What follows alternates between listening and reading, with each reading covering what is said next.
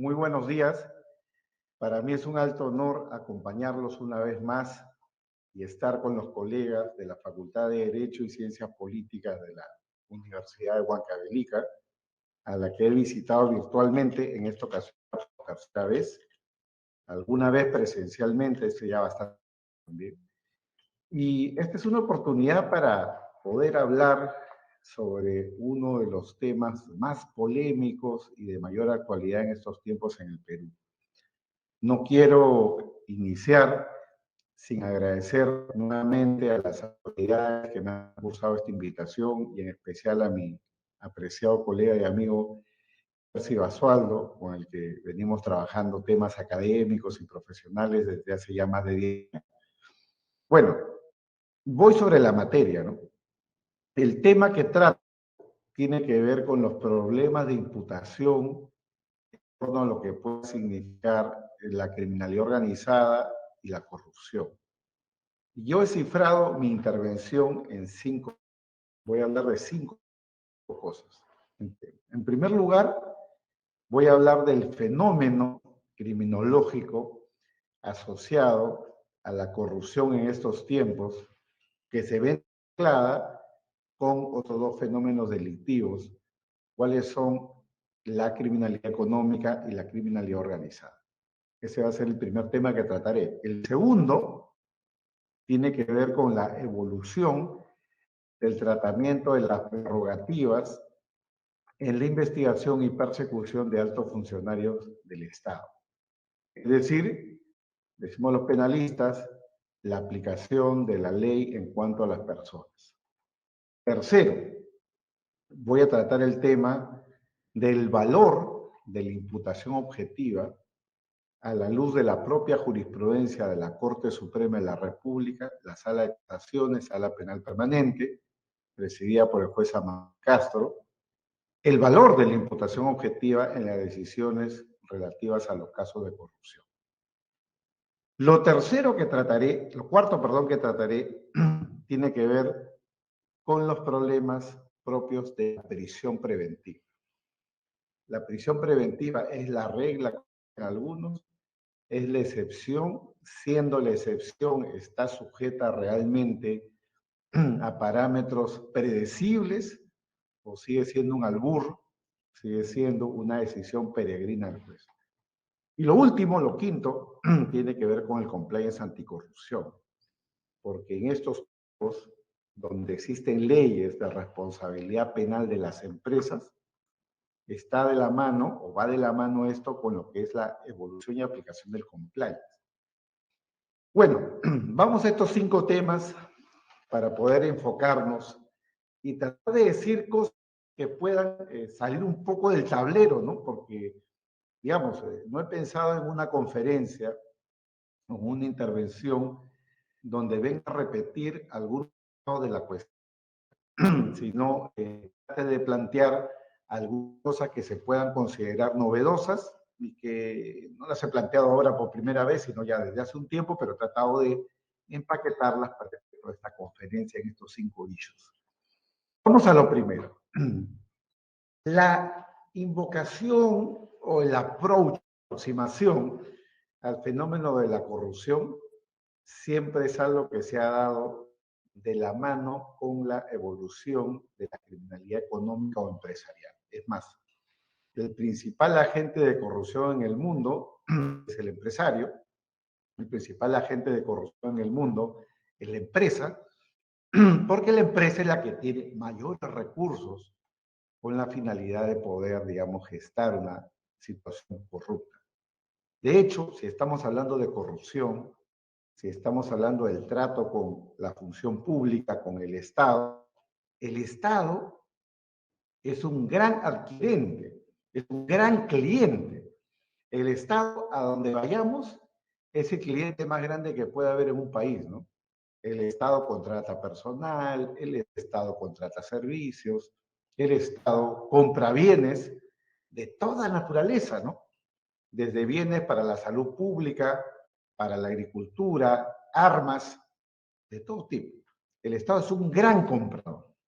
El Estado destina al año miles de millones de si quieren podemos decirlo en dólares, miles de millones de dólares a gastar, para comprar. Comprar todo lo que los servicios, bienes. Muy bien. Y evidentemente, en la otra parte, como, digamos, vendedor, van a estar los privados y las empresas. Entonces, las empresas tienen un gran poder para poder acercarse al Estado y hacer ventas masivas, ¿no? Pensemos en todo lo que se ha vendido en tiempos del COVID: transporte, vacunas, materiales médicos, etcétera, etcétera, etcétera. Entonces, todos se acercan al Estado porque todos le quieren vender algo al Estado. Entonces, esta alianza o esta asociación Estado-empresa es una asociación antigua, es una asociación que emana prácticamente desde el nacimiento del derecho penal económico como fenómeno de estudio. Pero esto que ya era conocido, digamos, esta mezcla entre lo que es criminalidad empresarial y criminalidad estatal, a este fenómeno se le añade un tercer jugador, vamos a decirlo así, ¿no? O una tercera corriente criminal, ¿no? Y esa corriente criminal es la criminalidad organizada. Hoy en día vivimos en tiempos en que hay crimen organizado, ¿no? Hay crimen organizado para todo, como ir al chifa, ¿no? El chifa pide el menú y dentro del menú, ¿qué no puede faltar? Su arroz chaufa, ¿no? Claro, si no, no chifa. No puede faltar su guantán porque si no, no chifa. O su Inca Kola, ¿no? Igual es acá.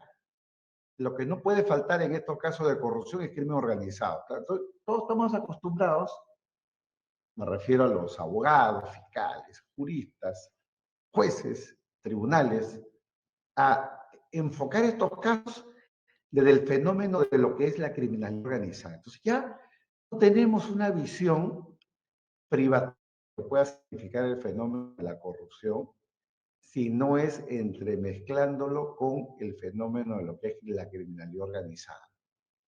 Los activistas, y por activistas me refiero a las ONGs, estos publicistas que hacen más, digamos, activismo que ciencias jurídicas, hablan incluso de grandes fenómenos, ¿no? Por ejemplo, ¿no? Usan el nombre de la mega corrupción, ¿no? La mega corrupción es como que la corrupción del más alto nivel, ¿no? La corrupción de lo más alto, ¿no? El alto poder, ¿no? Entonces tratan de extraer algunas consecuencias a partir de la expresión la gran corrupción.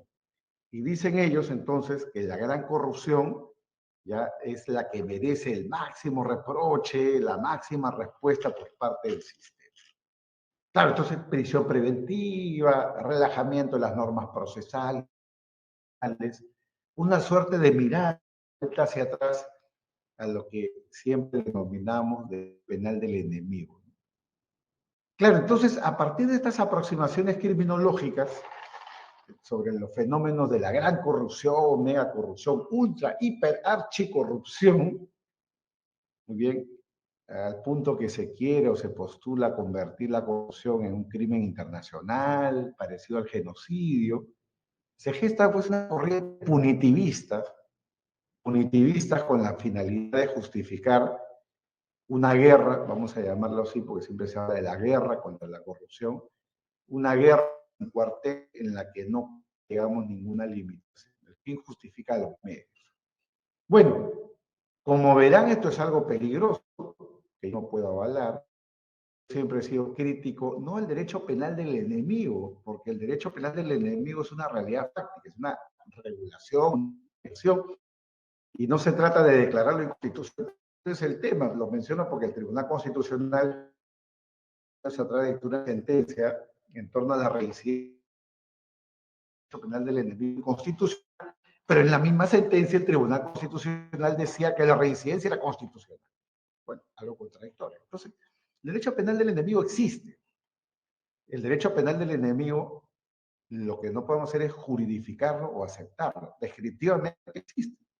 Como yo siempre he dicho, si estoy gordo, me miro al espejo, no se trata de romper el espejo, se trata de que yo tengo que bajar de peso. Entonces, puedo describir una realidad como derecho penal del enemigo, pero eso no significa que me conforme con esa realidad. Entonces, que haya esta mezcla, existen, desde luego. Es decir, es una triple entente, ¿no? Así como se hablaba en las grandes guerras o en la guerra mundial, la triple entente, ¿no? La lista de los enemigos, la triple entente la tenemos acá presente. La mezcla entre lo que es criminalidad gubernamental, criminalidad económica y criminalidad organizada. Y de el fenómeno criminalidad organizada, porque es algo muy sofisticado.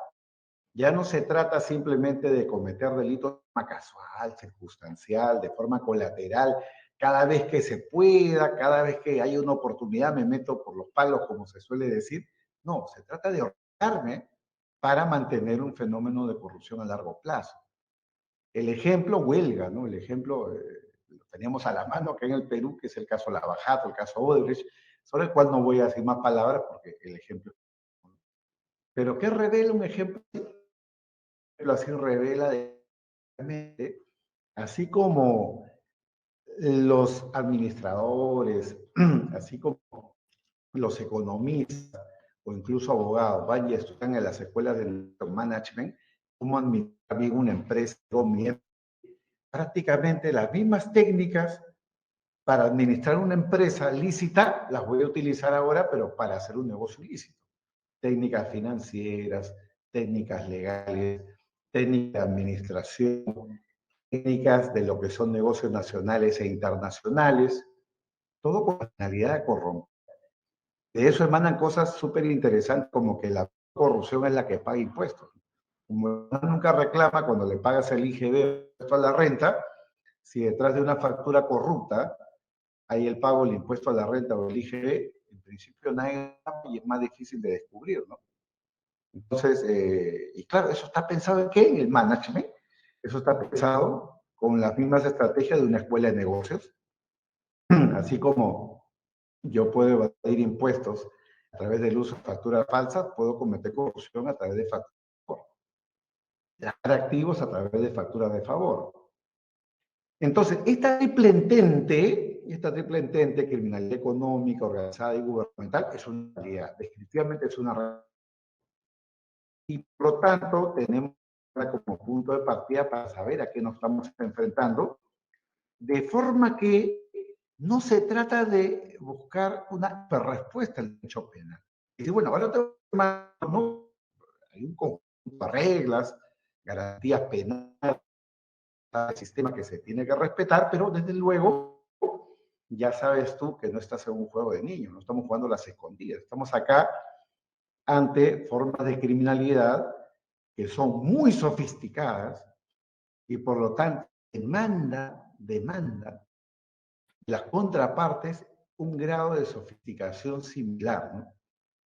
Es por esa razón de que muchos de estos casos no se conocen, forman parte de la cifra negra de la criminalidad, la oculta, los delitos que jamás se descubren ni procesan, pero por otro lado, cuando son cubiertos y procesados, generalmente acaban en impunidad. Visión disminuida, ¿no? ¿Por qué? Eso no es casualidad, que es una forma de criminalidad muy sofisticada. Mire, yo cuando me formé como abogado, tuve un conocimiento general sobre lo que eran las leyes, el derecho, la doctrina, la jurisprudencia. Luego ya por una decisión vocacional me he formado como penalista. Claro, entonces un juez normal, un fiscal tiene una formación de penalista especializada, así como el juez de familia, civil, penal, laboral, igual acá. El detalle es de que con conocimientos puramente penalistas o de penalistas no llegamos lejos. Conocimientos puramente de derecho procesal penal no llegamos lejos. Ni el fiscal, ni el juez, ni el procurador, ni el abogado. Son formas de calidad donde su y sobre todo litigación y determinación pasa por un conocimiento un conocimiento plurisistemático. Se necesita saber de temas contables, se necesita saber de temas tributarios, se necesita conocer de organización empresarial. La pregunta es quién le pone el cascabel al gato. Por esa razón de que en la mayoría de los países está pasando en cierto modo en Perú. Y digo en cierto modo porque estamos en las preliminares. Eh, el problema es la formación de equipos multidisciplinares, ¿no? Este no es un tema, es un tema que en lo que significa la parte penal tiene que tener un enfoque multidisciplinario, donde la visión conjunta es la única que le puede permitir al Estado estar de comprender esta forma de criminalidad y desarticular. El caso Pedro Castillo es un caso bastante peculiar, por tener una criminalidad muy sofisticada. Algunos hablan ahí de los claroscuros, pero para mí, en mi opinión personal, esta era una forma de criminalidad mucho más pedestre, ¿no? Que dejaba huella en todos lados. La verdadera criminalidad organizada en materia de corrupción es la de Odebrecht. Un departamento de operaciones estructuradas, tenían un banco propio que era la banca de Andorra, el uso de offshore, eso es sofisticado. Eso es aplicar las técnicas del management para cometer delito y granjear su impunidad, ¿no? El caso Castillo y su entorno es un caso mucho más doméstico, mucho más artesanal. Primera cuestión, entonces, esta triple entente que no debe haber juicio magistral, sino simplemente tratar sobre la necesidad de enfoque multidisciplinar, dependiendo evidentemente del ángulo en el que esté parado, no puede fiscal, abogado, jurista, investigador. Segunda cuestión, prerrogativas. Las prerrogativas están de vuelta en el mundo, es decir, están en retroceso. La imagen del rey, la imagen de la corte, la imagen del Congreso, todo eso está absolutamente deteriorado. ¿Por qué? Por una razón sencilla, excepciones al principio de igualdad. Todos somos iguales ante la ley según la Constitución, pero en materia penal hay prerrogativas y situaciones de desigualdad. De igualdad jurídica, porque ha venido normativizada por las diferentes constituciones. La prerrogativa especial, la prerrogativa de los congresistas, de los altos funcionarios de Estado, ministros de Estado, magistrados del Tribunal Constitucional, de la Corte Suprema, Fiscalía de la Nación, Defensor del Pueblo, Contraloría General, etc. Vamos a ver una élite de altos funcionarios del Estado que tenían un manto de protección. Bueno, está cayendo cada vez de eso. Hasta hace años atrás era impensable procesar a un presidente en funciones. Cuando se interpreta, y se interpreta restrictivamente, y más aún para hacer valer un principio como es el principio de igualdad. Es decir, no puede haber discriminación positiva. Nos encontramos con resultados como este, ¿no? El equipo Lavajato en el año 2020-21 procesó al entonces presidente Vizcarra en funciones por hechos cometidos antes de que asumiera la posición de presidente. Algo inaudito. Nunca había pasado eso. Nunca había sucedido. En el caso, digamos, de los hechos que se le imputaron al señor Vizcarra, cuando era gobernador regional de Moquegua, eran hechos donde evidentemente él no tenía la posición de presidente ni la inmunidad. La interpretación clásica era, no lo podemos tocar mientras sea el presidente. Bueno, el equipo de Lavajato le dio un giro a la norma, a la interpretación de la norma, fue muy innovador, agresivo, y dijo, la prerrogativa presidencial solo se aplica a hechos cometidos durante el. Estos son hechos cometidos cuando era presidente regional, no cuando era presidente de la República. Pero además con una segunda consecuencia. La consecuencia era que lo investigaba un fiscal ordinario, ni siquiera un fiscal supremo, fiscal de la nación. Esto, desde mi punto de vista, marcó una fisura dentro de lo que es la interpretación clásica o antigua, de blindar completamente el. No fue tan innovadora la fiscalidad del año 20, por el caso Richard Swing, le llamaba al cantante, ¿no? Y las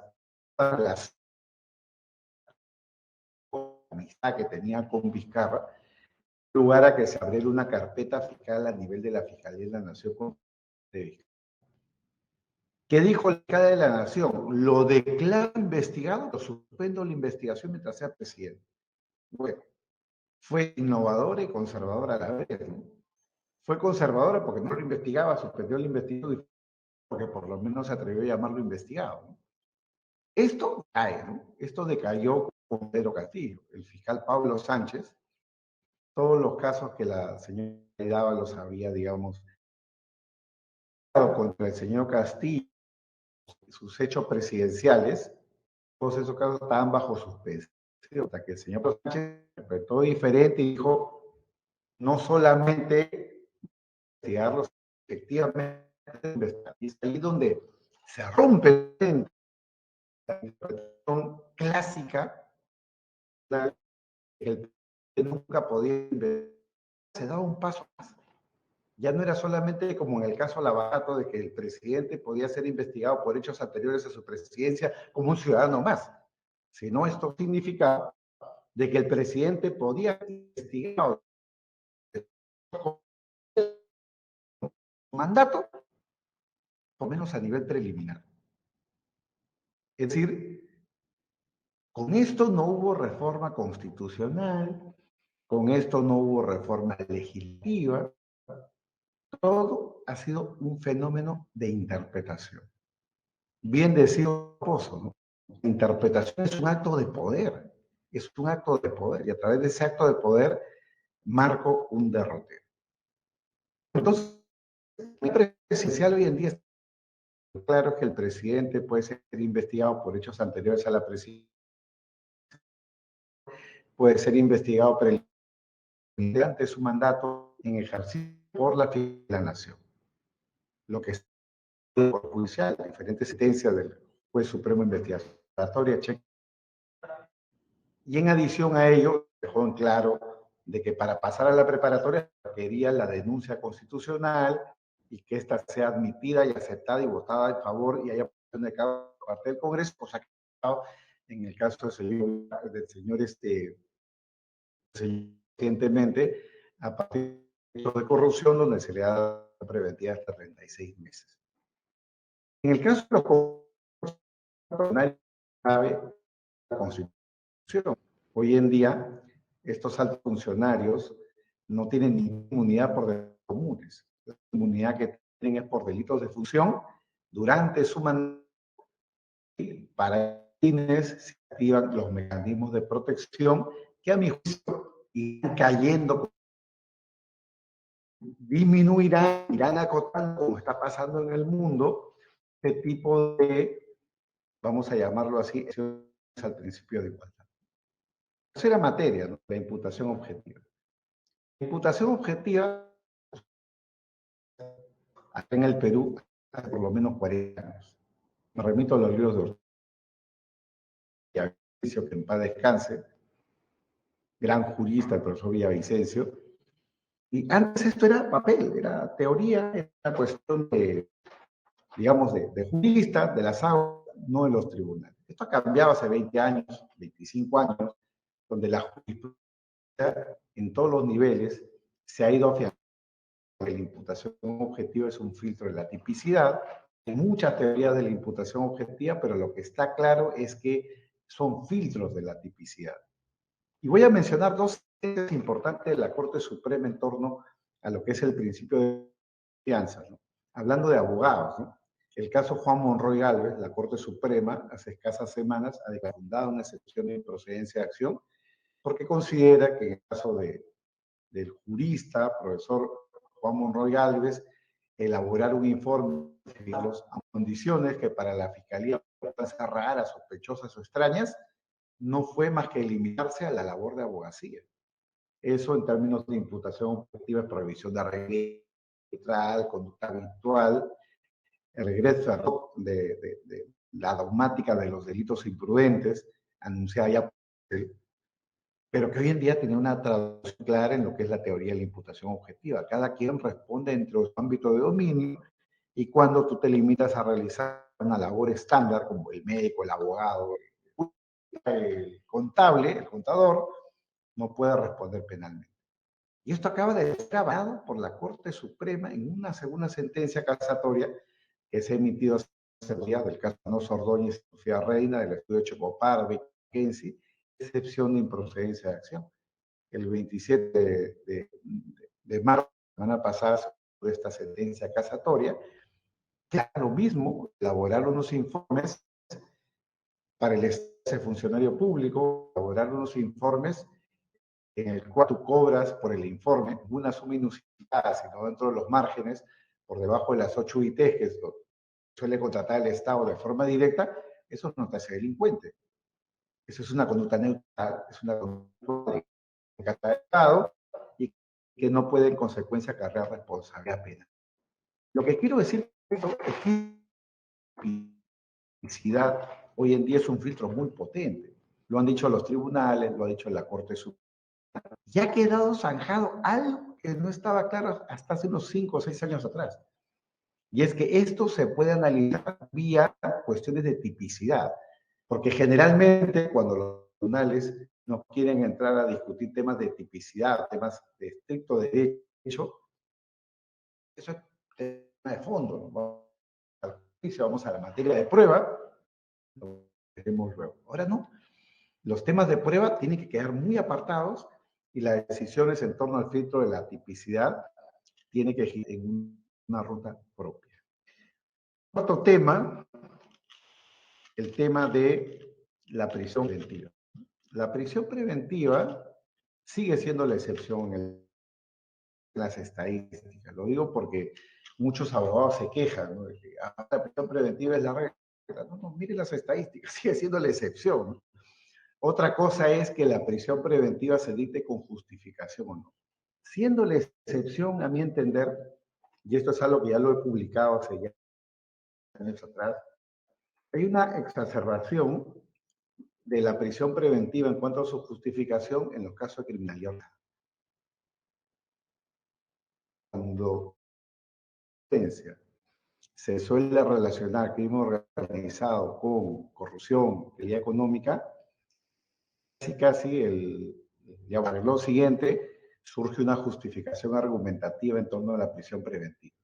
Claro, porque entonces, dentro de lo que pueda significar la organización criminal, todos responden por todo. Se convierte en una suerte de fuente ovejuna. Todos vamos a ver por lo que han hecho dentro de la organización criminal. Y no, eso es contrario al principio de culpabilidad. Y peor aún, hablándose de prisión preventiva.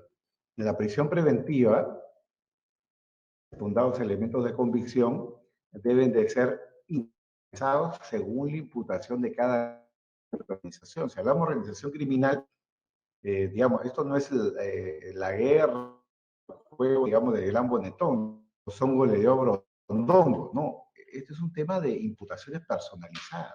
Oye, que alguien imputa a alguien ser parte de una organización criminal, bueno, bravo, muy bien. La fiscalía tendrá que fundamentar qué hizo y qué dejó de hacer esa persona dentro de la organización criminal, sin achacarle los resultados que pueden formar parte de la organización criminal. Con un ejemplo, quiero procesar. Dicen, no, hay que imponer prisión preventiva porque la organización criminal tiene brazos largos para sacarlo fuera del país, para presionar testigos. Y bueno, entonces se justifica la prisión preventiva en base a datos de la organización criminal. No, es que esa organización criminal en el total presionó al tal testigo. En el otro caso tal, ayudó a que se fugue tal. Claro, estamos de acuerdo. Pero el juicio de prognosis de fuga o de entorpecimiento de la acción de la justicia es personalismo.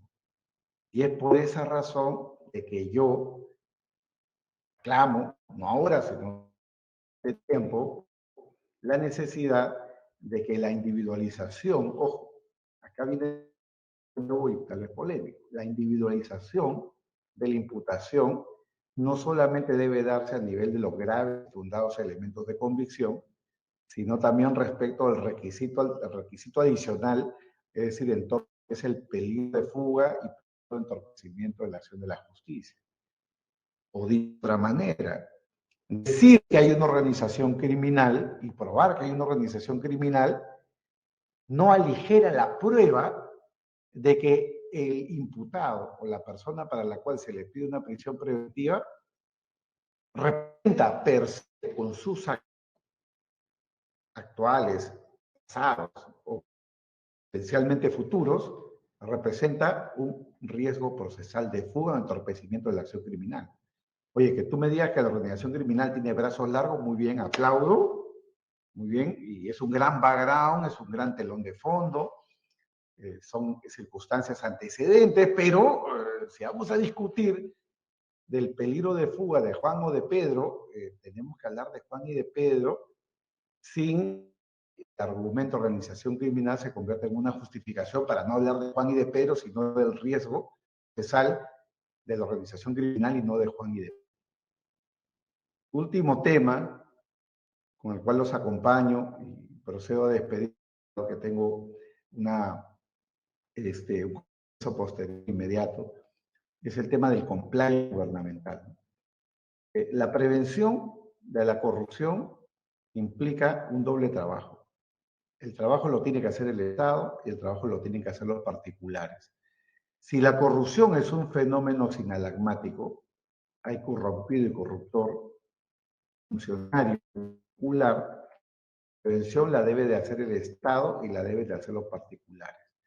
Y eso nos abre la puerta a lo que es el compliance gubernamental, compliance que se realizan las organizaciones, digamos, lucrativas o las del llamado, por decir, ONGs, etc.